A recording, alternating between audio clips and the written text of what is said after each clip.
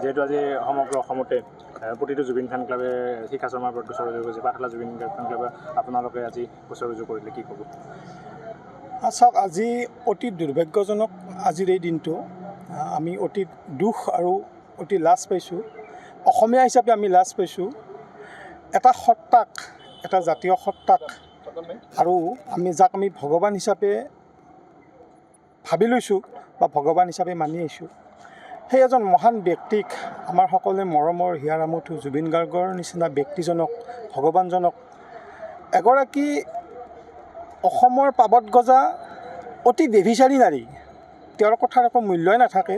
তথাপিও তেওঁ আমাৰ এই জাতিৰ যি সত্তাজনৰ বিৰুদ্ধে তেওঁ অভদ্ৰ আচৰণ ব্যৱহাৰ কৰি আছে আৰু তেওঁ ফেচবুকত যি পোষ্ট লিখি আছে, তাৰ কাৰণে আমি অতি দুখ পাইছোঁ বা লাজ পাইছোঁ। আৰু আমি পাঠশালা জুবিন গাৰ্গ ফেন ক্লাবে অসম চৰকাৰ তথা আমি প্ৰশাসনক দাবী জনাইছোঁ যাতে এই অভদ্ৰ নাৰীগৰাকীক অতি সোনকালে তেওঁক চোঁচৰাই আনি এই যে তেওঁ পোষ্টবিলাক দি আছে, তেওঁৰ কাৰণে উচিত শাস্তি দিয়াৰ আমি প্ৰবল দাবী জনাইছোঁ পাঠশালা ফেন ক্লাব তৰফৰ পৰা। আৰু যদি এইটো নহয়, কিন্তু আমি পাঠশালা ফেন ক্লাবৰ লগত গোটেই অসমৰ জুবিন গাৰ্গ ফেন ক্লাবে কিন্তু বহি নাথাকে। অকল ফেন ক্লাবেই নহয়, জুবিন এগৰাকী অসমৰে নহয়, গোটেই বিশ্বত এতিয়া জিলিকি আছে, গোটেই ভাৰতবৰ্ষত জিলিকি আছে, গোটেই ভাৰতবাসী, গোটেই বিশ্ববাসী উঠি আহিব। আৰু এই অভদ্ৰ নাৰীগৰাকীক বিশেষকৈ আমি পাঠশালা ফেন ক্লাবে আমি আহ্বান জনাইছোঁ অসম চৰকাৰক, তেওঁক অসমৰ পৰা খেদি অন্য জিলালৈ পঠিয়াব লাগে। এই দিনটোত আচলতে আটাইতকৈ দুৰ্ভাগ্যজনক ঘটনা। জুবিন গাৰ্গ নোহোৱা অসমবাসীৰ পৰা হেৰাই যোৱা আজি 4 মাহ সম্পূৰ্ণ হ'ল। এই সম্পূৰ্ণ হোৱাৰ আগমুহূৰ্তত শিখা শৰ্মা নামৰ যিগৰাকী বিতৰ্কিত মহিলা, সেই মহিলাগৰাকীয়ে জুবিন গাৰ্গ সম্পৰ্কত বিভিন্ন কটু বক্তব্য তেখেতে ৰাখিছে ফেচবুকৰ জৰিয়তে, আৰু তেখেতে চৰিত্ৰ হননৰ নিচিনা কাৰ্যত লিপ্ত হৈছে। আৰু জুবিন গাৰ্গৰ যি পৰিয়াল, সেই পৰিয়ালকো তেখেতে ৰেহাই দিয়া নাই। গতিকে এইটো অত্যন্ত দুৰ্ভাগ্যজনক ঘটনা।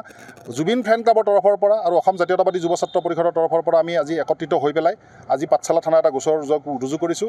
আৰু যেতিয়ালৈকে তেখেতে শাস্তি নাপায় তেতিয়ালৈকে কিন্তু আমি বহি নাথাকোঁ। আৰু আটাইতকৈ ডাঙৰ কথা হৈছে, এইগৰাকী বিতৰ্কিত মহিলাই যোৱা নিৰ্বাচনত তেখেতে সংখ্যালঘু এৰিয়াৰ যিসকল সংখ্যালঘু মানুহ আছিল, তেখেতসকলৰ ওচৰত গৈ ভোট ভিক্ষা খুজি তেখেতে আচলতে ইলেকশ্যনত অৱতীৰ্ণ হৈছিল।